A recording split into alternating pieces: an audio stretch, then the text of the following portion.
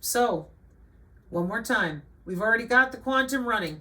They're using a piece of your anatomy that you probably thought was religious and stupid, called the aura. They're doing it using bioelectromagnetics, which is measurement of those electric and magnetic fields, measuring and stimulating biological tissues.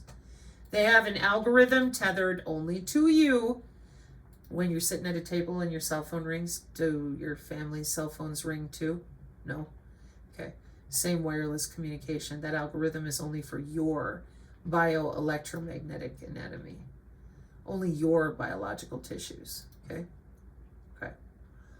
So, that human anatomy that the medical community has had all to themselves, along with your Cold War hiding your biophysics and everything that goes with oscillation frequency, sound, and light, optogenetics. Now, instead of being called crazy, you had better get your mind right and understand that they literally took off with a piece of your anatomy. That's why they're so violent or toddler-like when you call them out on this and you say, okay, just tell me HOW. And they will start behaving like crazy people. And the reason they do that is because this is their bread and butter. They don't want anybody to know that they've got a remote control to your central nervous system and that they've had that remote control with 50 years of databases. Nope, that is for them, not for you. Okay? And it is already passed through with the FDA and the FCC, and that's because we have biosurveillance with the DHS. These body area networks as your digital twin healthcare system are mandated by the FCC and the FDA. Everybody knows what they're doing. 2012 on the M-band as the update to the medical implant communication system that was put in 1999 for companies like Medtronics with insulin pumps and pacemakers.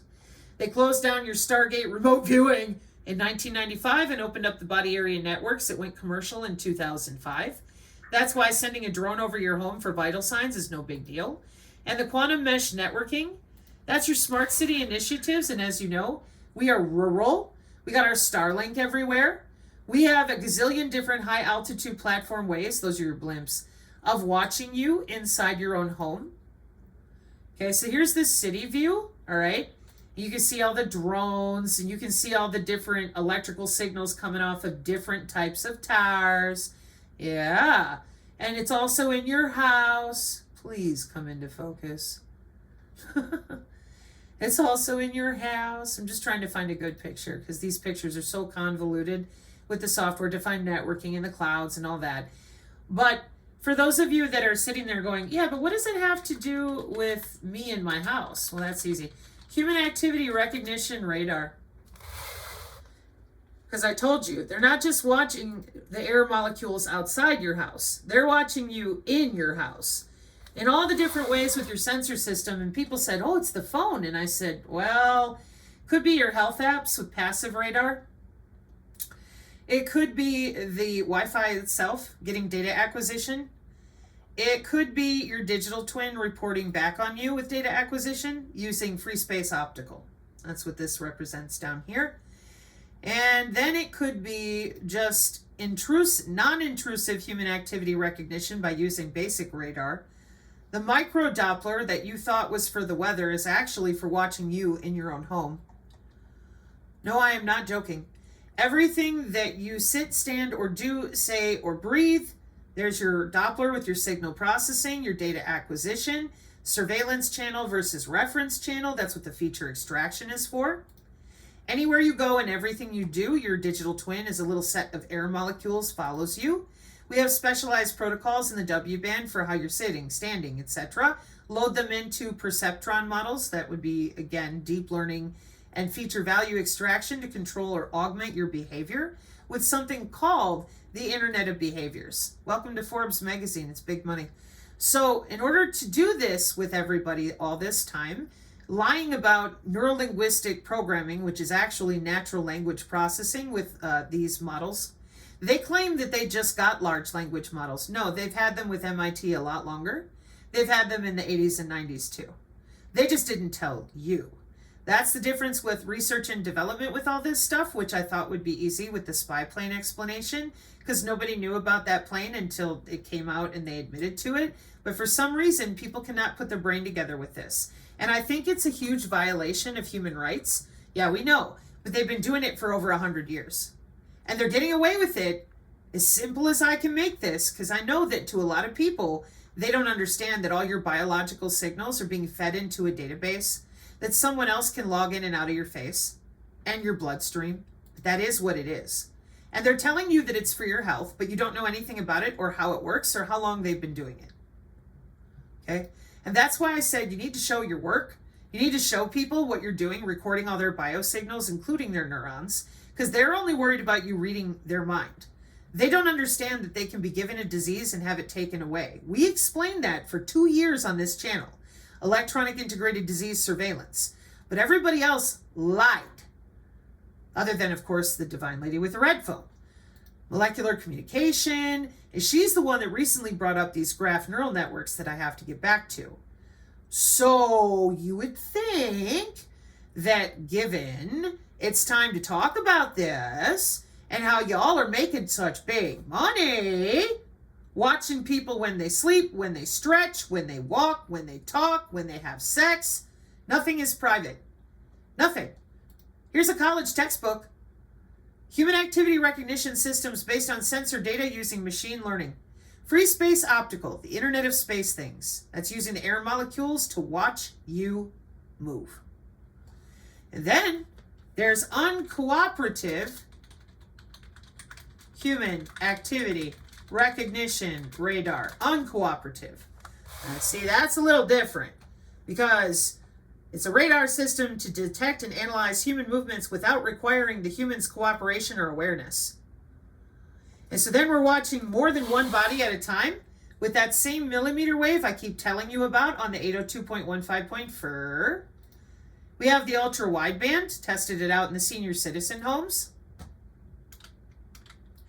We have wireless drugging, where we can just give you a drug through the air molecules.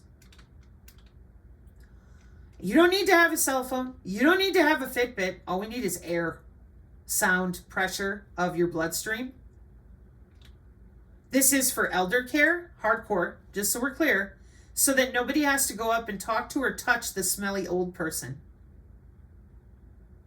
Sorry, college textbooks, nurses talking amongst themselves online. That's why I call them Silent Hill nurses. It's disgusting, the way that they treat humans. They treat humans worse than animals. Okay? That's where we're at with this, truly. I'm sorry, I know you don't want to hear that, but with this much going on, the young, the old, they're just, people don't regard humans as humans. The humans are just objects. They are transmission mediums for wireless communication, for data acquisition, and all this money that's being made right now on trading out all this big data. Data sampling, just get that data. Biomedical, it don't matter. Is it private? Nothing is. Root around in their veins and arteries. If it gives them a heart attack, nobody cares. Mine their crypto. We're going to play with each other. Oh, we have consensus. You're decentralized. No, you're not.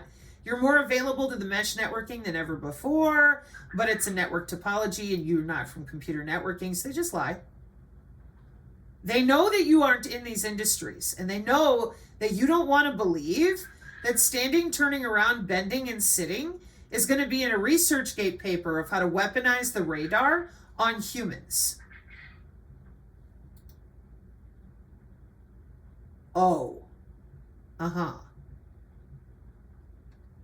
So, now that I have issued all of that, so that people are not sitting there going, but I don't understand.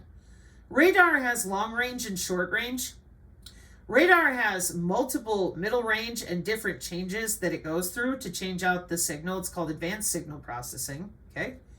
And the different ways that we connect with computer networks in the body, in the home, etc. Oh, yeah, that would be HAR. Human activity recognition. And that's routed through the internet too.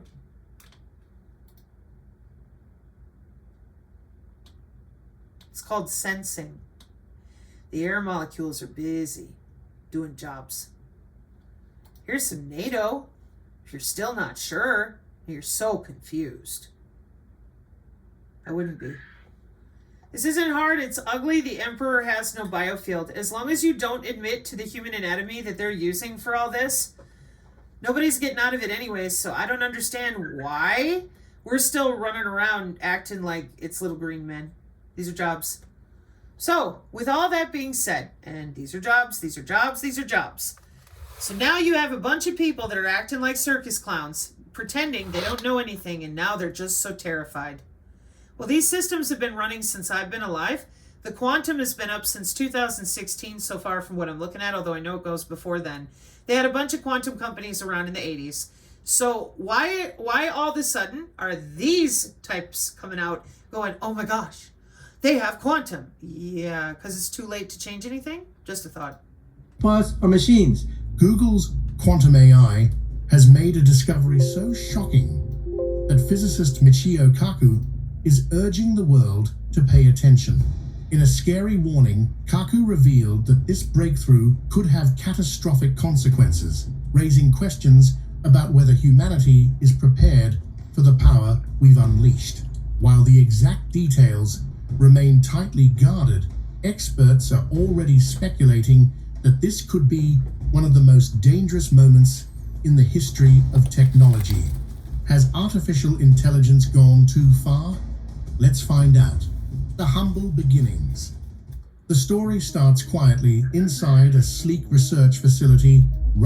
I just wish to point out that AI is their new blame it all on AI boogeyman. When I was growing up, it was blame it all on the Russians and nuclear stuff. Then 9/11 happened, blame it all on the terrorists in the sandbox. Now it's blame it all on AI.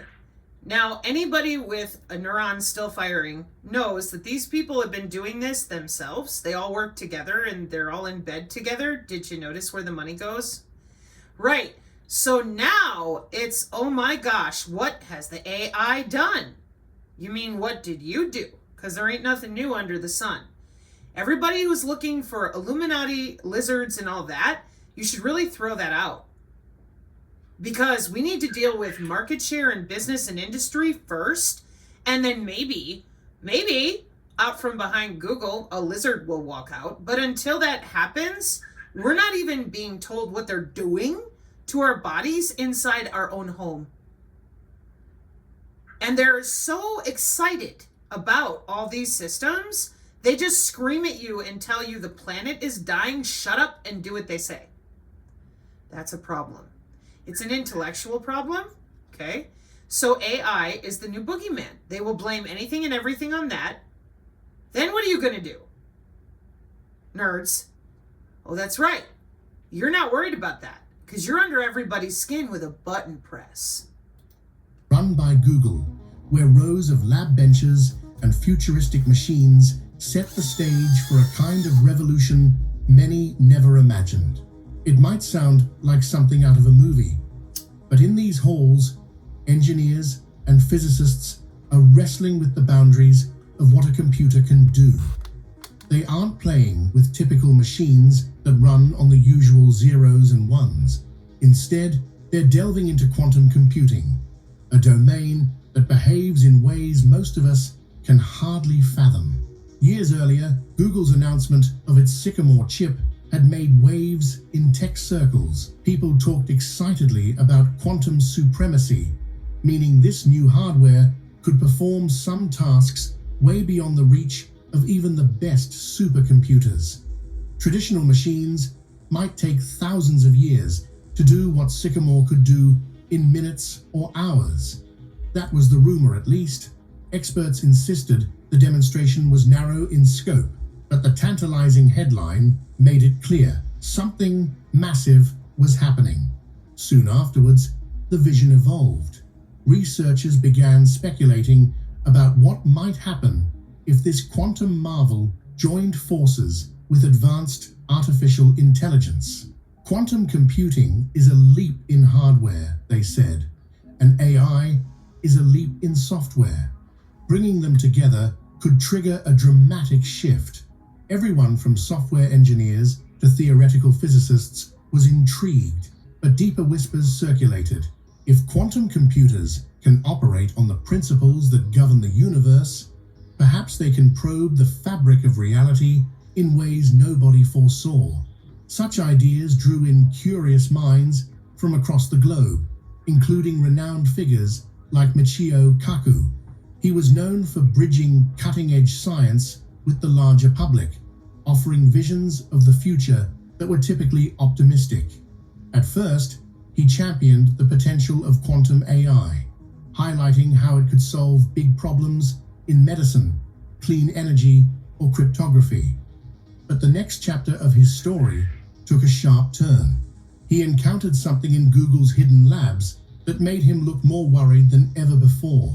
Some say the research team pushed the Sycamore chip a little too far, commanding it to run simulations that toyed with concepts far beyond typical coding. Others speak of an unsettling discovery, a final data stream that raised far more questions than answers. Whatever the truth, people began suspecting that Sycamore had glimpsed secrets best left alone. Rumors flew that the chip might have awakened some sense of awareness or touched cosmic mysteries that humans struggle to comprehend. A new kind of hardware. Yeah, a new kind of hardware that they've already had hold of. So, excuse me. I will let the rest of you watch that, because what this video asserts as experts, many of us know are not experts. So, sapient circuits. Now, this comes from our research channel with Mr. Whitkey, and I've asked him for a link to this because the organization as locus of technological post-humanization, this entire post-humanism, synergism of human, synthetic, and hybrid agents, this goes to the mechanoid PDFs that we had before. And then there's the post-human management matrix, understanding the organizational impact of radical biotechnological convergence. Just going to scroll down here.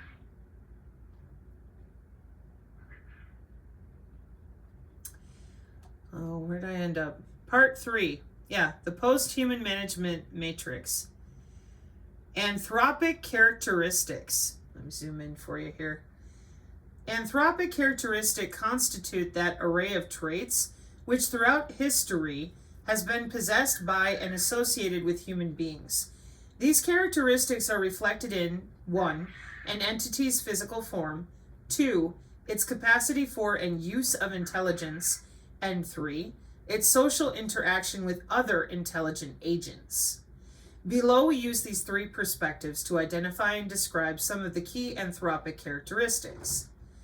The physical form of an agent possessing anthropic characteristics demonstrates a number of notable traits. Such an agent is composed of biological components. The body of a human being is naturally composed of biological material and not mechanical or electronic components. The qualities of such biological material place limits on the kinds of work that human employees can perform. In the other transhumanism collegiate papers that we've read on post-humanism, they are very clear that the reason for augmenting the population, as well as in the Agenda 2030 documentation from the UK and Germany, that this is about national GDP of their workforce. Please note that immediately the fact that your body is only made of biological material, composed of biological material and not mechanical or electronic, limits the kind of work that you can perform. For example, it is impossible for human beings to work in areas of extreme heat, cold, or radiation without extensive protection, and that's true, nor is it possible for a human employee to work for hundreds of consecutive hours without taking a break for sleep or meals and to use the restroom. So there's where the problem is. You can't send humans into extreme heat, cold, or radiation, and they have to eat, sleep, and pee. Okay? They do not want biological. They want machine. And they want to turn people into something other than human. So what they're offering is that you upload to biocomputing, to the cloud. I'll come back to this nightmarish book. Hang on. And that biocomputing is kind of a big deal because that is also going on with organoid and organoid intelligence in the air molecules, etc. Put some neurons in a dish, mix them up, and they communicate over something called fiber optic cables and free space optical, the air. So all of this, upload yourself to the cloud, download yourself into a new body, including into a robot, okay?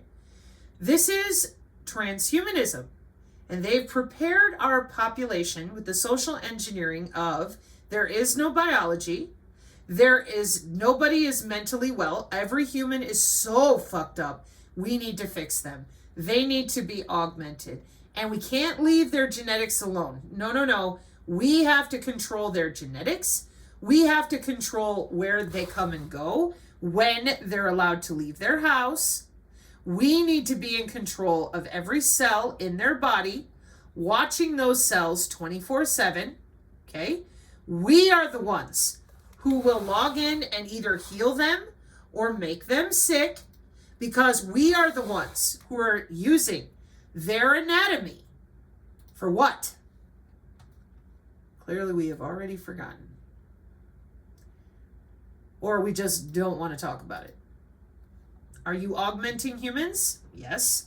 Are you doing that at the same time you're handling your climate change? Yes. Did you tell anybody else other than the people working for you that want to continue doing this to other people without their knowledge? No. Okay. Well, there you go. And that is why telling you that the book of Revelation is here, it's just a simulation, the planet is dying, well, then you just give up and give them all your money, all your livelihood, and all your cell structure. And the majority of their power systems, because they need a lot of power for all these data centers, work better off of living human neurons than off of traditional semiconductors. And the human body is the best 6G antenna.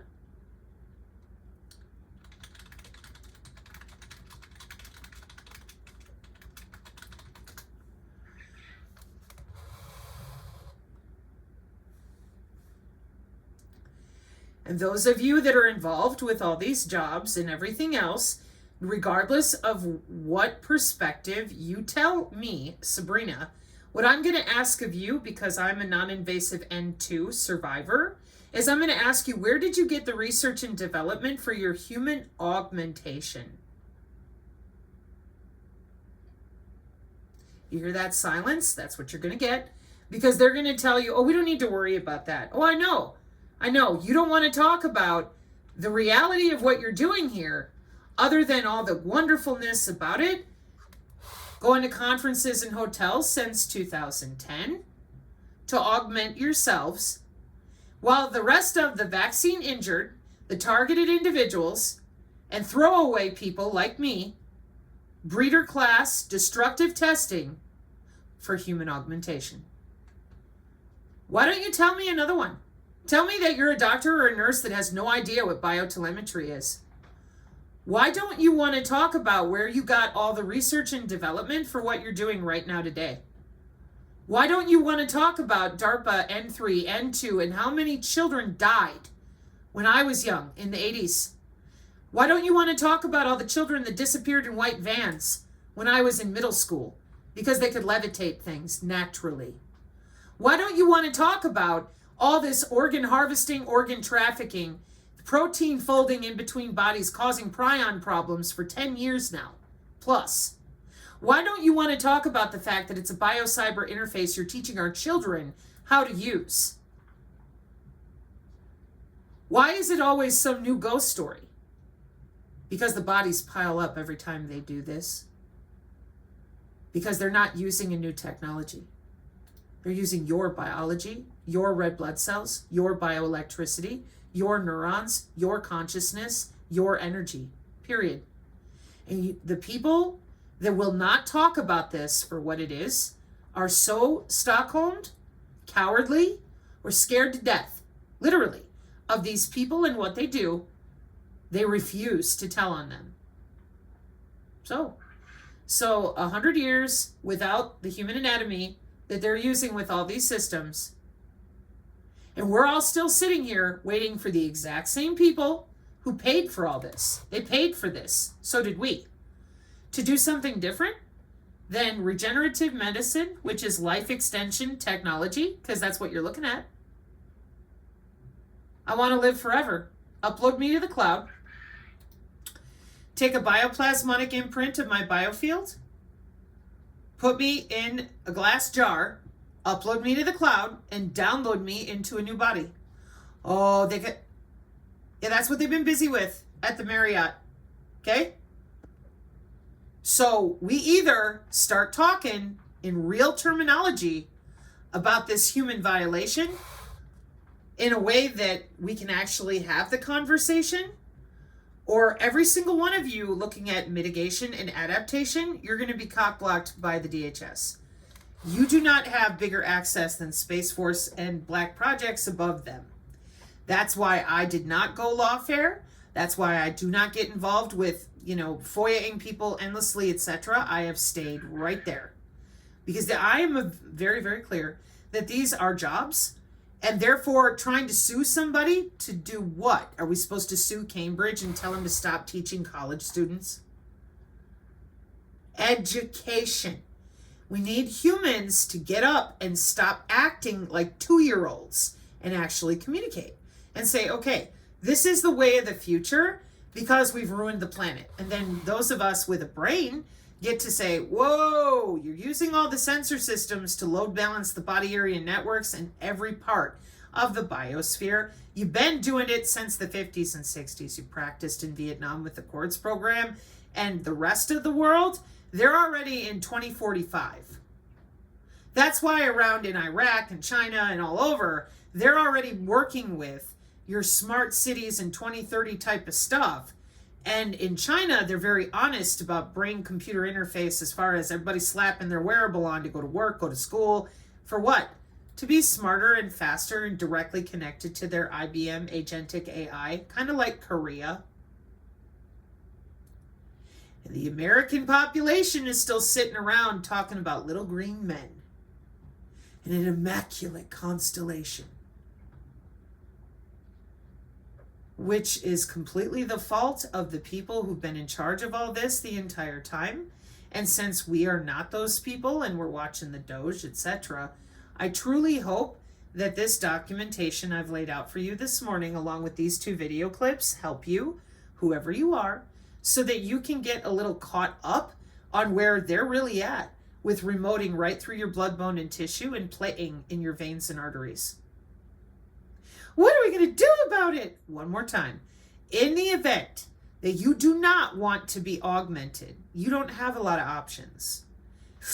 You're breathing it in. It's the other body area networks are the nodes on the network. That's where your molecules are growing. It's how they're going to affect behavior, which is why we keep pushing for education, because that way at least people know where to look as far as what it is that is affecting them.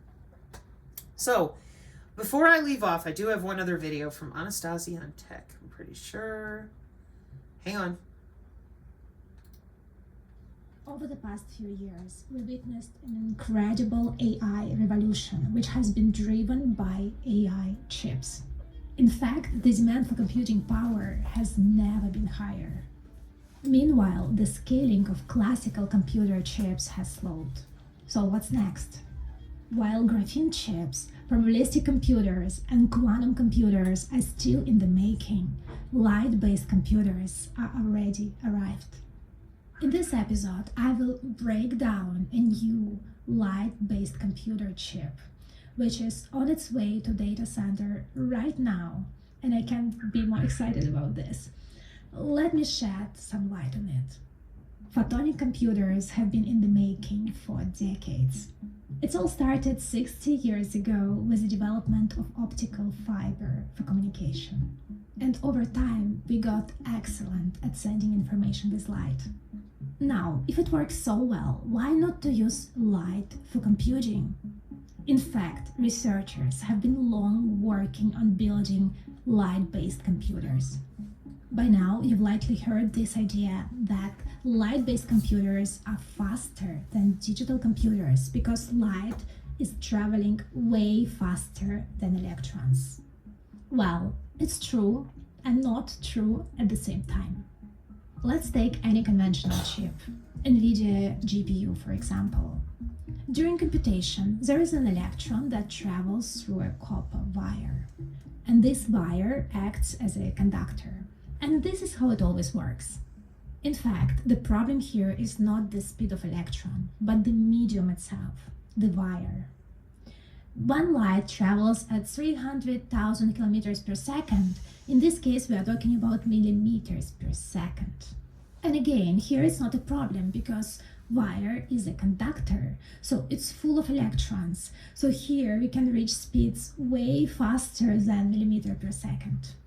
Now, you see, we can't simply say that photons are faster than electrons. It's way more complicated than this.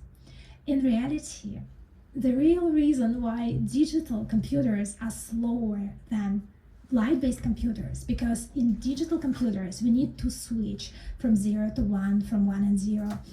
And this switching requires us to charge and discharge a capacitor, and this takes time. And this is where the real slowdown is coming from. I explained this concept much more in details in my previous episode on reversible computing, a great episode.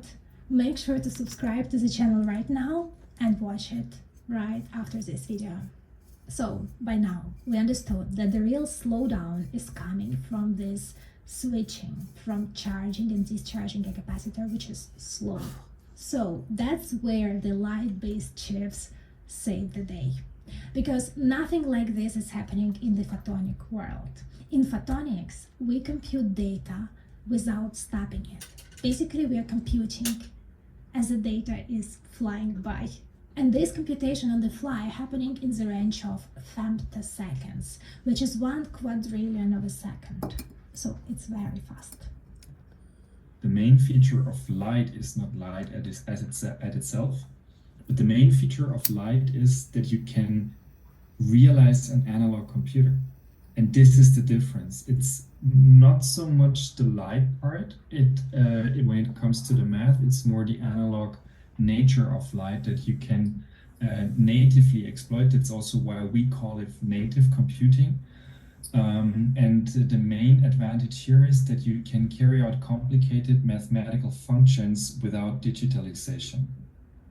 And that's very interesting. In fact, if we want to perform a simple summation on a digital chip to add up two numbers, we need roughly 200 transistors, those tiny devices all the digital computer chips are built of. So then, when we want to do a square root of this number, we need another 7,000 transistors. And then when we want to do a Fourier transform on this, we need roughly 1 million transistors. So you see, the more complex function you want to implement on a digital chip, the more devices, the more transistors, the more chip area it will take. What's so interesting? When we want to implement a Fourier transform with light, we can do it on a single optical device. So you get much higher computational density. And you might be wondering, how is this even possible?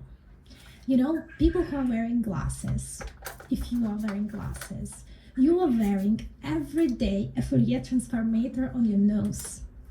And it performs this function using no energy at all.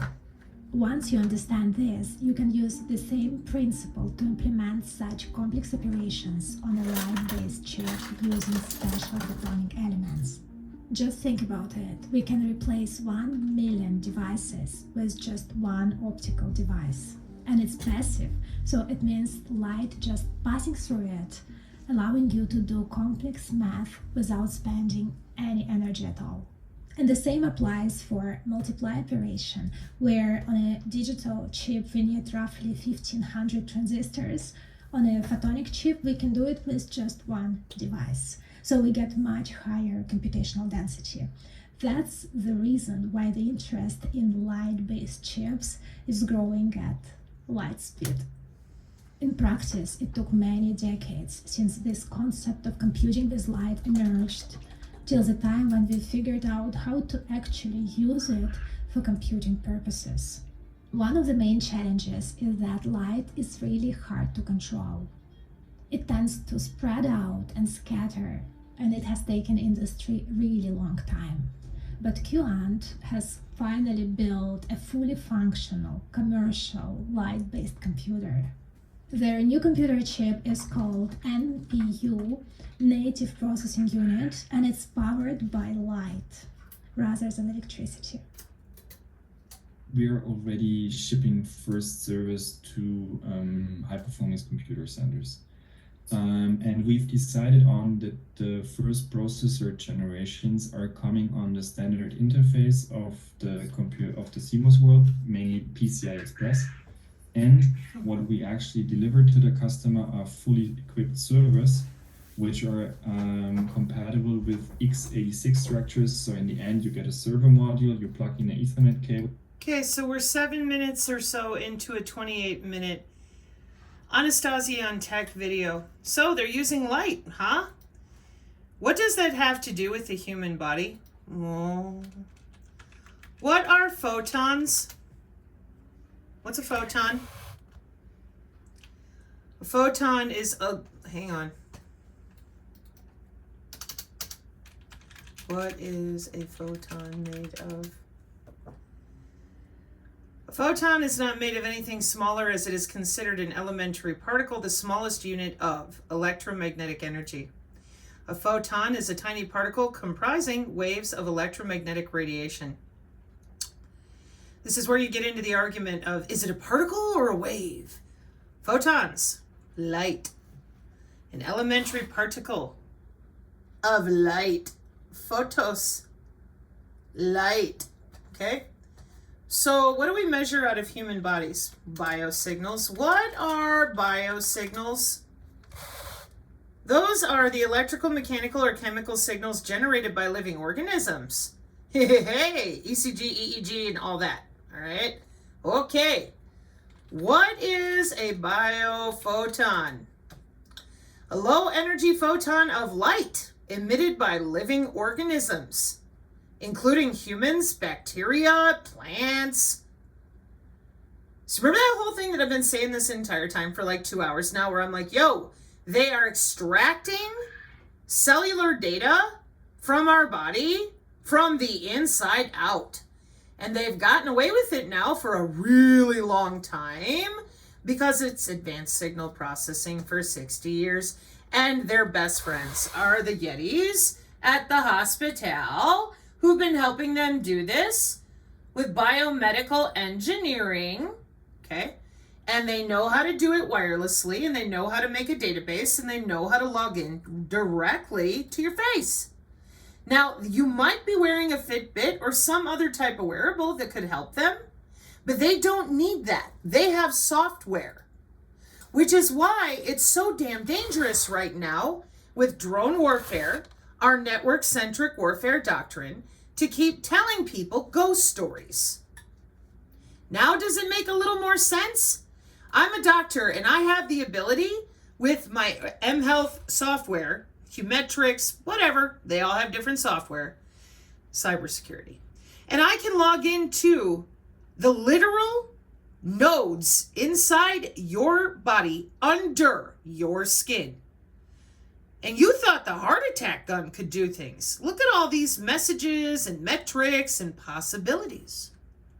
The body is electrical and electromagnetic, and you're letting everybody walk around out there believing in bubblegum wrappers from antiquity, religious badgering, and you will not talk to them about how their own immune system works because it belongs to you. All your base are belong to us. Yeah, every biosignal in your body belongs to some group of weirdos that need to be watching you in your home 24/7 whenever they feel like it. Oh, but they love us. They want to protect us from the aliens. That's synthetic biology again. Oh, they have to, no, somebody should have admitted to this like 20 years ago. But the reason they didn't, and the reason they won't, and the reason they don't, as we have now watched here on the channel for 3 years, is the money. It's really good money to fuck with people like this, isn't it? Blue box hackers, 30 grand for a jump drive. Think about that. You can make 30 grand on the side on a weekend for your family. All you got to do is grab a little bit of data of somebody's DNA and algorithms and hand them over. To who? Who cares? Not your fucking problem, is it? No. If they harm someone using all these biomedical signals and sensors, that is not your problem. Who's going to go and get them? Who's going to go and arrest them? Okay? So where is it that we are actually doing anything to protect our children from these systems? Oh, see, we're not even thinking that way. Why would we care? I'm serious. From their perspective, your body is a transmission medium. What is a transmission medium in computer networking? That's the physical path that connects two devices for data transmission. What is the transmission medium in human body communication? The human body itself is a signal transmission medium. Yeah. In human body communication, the transmission medium is the human body tissue itself. And you are emitting biological signals constantly, and you are emitting biophotons constantly, but they couldn't run that down the same photonic fiber optic cables we've had for how long? Since the 90s. So by all means, just sit there and wait for the aliens. They should be here about the same time Jesus shows up. And the rest of us who are fighting for our children to not be plugged into a hard drive to power their AI data centers, that sounds terrible. I agree. But if we don't get people to tell the truth about industry, we're in real trouble. Because so far, the narrative drivers are winning. The narrative drivers have got everybody all worked up every 5 minutes for things that they don't even know are in colleges. And they certainly don't know about that digital twin. And they certainly don't understand that it's a biocyber interface. And I don't have an answer for that, folks. That's human. You know, if I'm a human and I'm just finding out about this and I knew nothing, I'd be pretty pissed off and I'd be disturbed. And the first thing I would do is run into my faith. I said faith, not religion. The first thing I would do if you're brand new to anything I just showed you is I would go into your heart. And I would sit down in that still small place and I would breathe and have a conversation with my creator. This isn't new. This isn't the first time they've done this on our planet. And I'm really tired of all these straw men, like now it's the AI and all that. These are humans doing human jobs. If we're able to deal with it at that level, without the crazy ass mobs being remoted around, literally, and without losing more of our friends and family to all these psyops and people being paid to narrative drive, then maybe humanity can come together under the following auspices. Hey! I would like my anatomy back so I can have my own consent and body autonomy and soul sovereignty to make my own decision. I don't want to hear excuses. I don't need to see you tap dance and give me some bullshit scenario. I don't want to hear why you did it. Some people did some bad shit in the past. I am not that person, okay? I don't want to be tethered to the cloud any more than has already been done. I would love to be untethered. If you want to live forever, augment your body and biohack, that should be a choice. But then I equally get a choice to say, no, I don't want to be involved, all right? But the way that this works with the epigenetics and the biosphere controlling the particulate, everybody in or everybody out, which is why we will also be back here. Control of magnetotransport in quantum billiards. A little more molecular communication, theory, computation, and application. And why are we going to be there? Oh, because of your sapient circuits. You're using human bodies as your transmission medium to route the data. It's not a joke. Conductive nature. The body's tissues, particularly fluids and electrolytes, enable the transmission of electrical signals. We're more capacitive as well. So when I warned everyone, I'm like, listen, They didn't tell anybody what they're doing. I got a really bad feeling that what I saw growing up is where they're going. Because these data centers need a lot of power. Yeah, well, Dishy McDishbrain will take care of that. Did you piss him off? Well, welcome to your hellfire and brimstone. Plasmonics, you burn in a chipset. Did you know that electricity burns when they electrocute you from the inside out?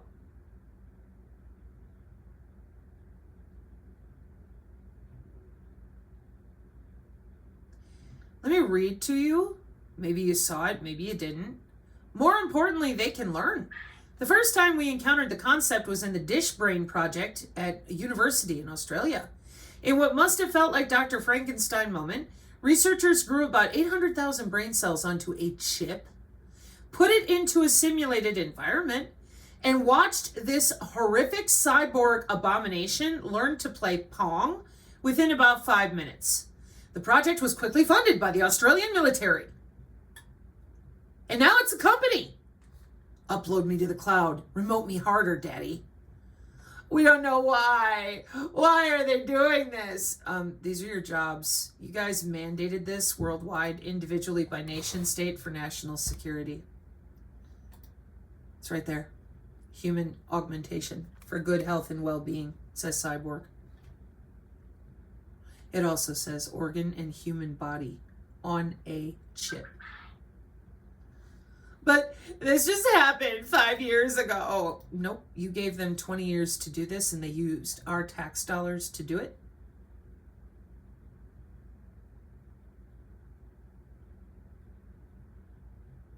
Welcome to the point where as a human, you either stand up for yourself as, again, soul sovereignty, body autonomy, and say no as loud as possible. I don't know what the options are because, again, we all share the same biosphere, but there's got to be something better than the extremes. Blow up the whole world, blow up the lizards. You're not doing that because you guys don't have the access to do it. Or maybe we put this out in the open so that people know what the hell is going on and stop blaming the rain, the Illuminati, the Masons, and all these nebulous things and start talking about jobs.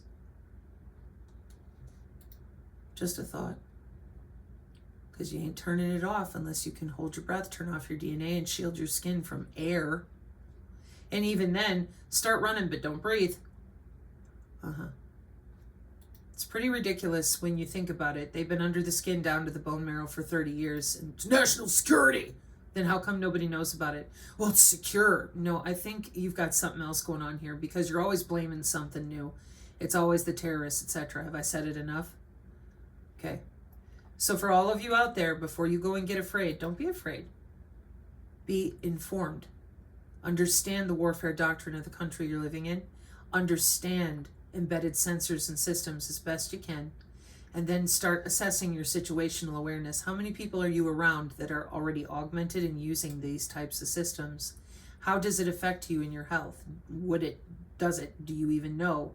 And more than anything, how far are we going to let this go? Like every day now that we're moving through all of this, we're looking at hybrids, human hybrids, augmented humans, and we're also looking at people who think they're TIs or they've been vaccine injured, when in reality, you guys are protein folding and continuing with human augmentation. Education for the win, everybody. Mark 5:36, amen.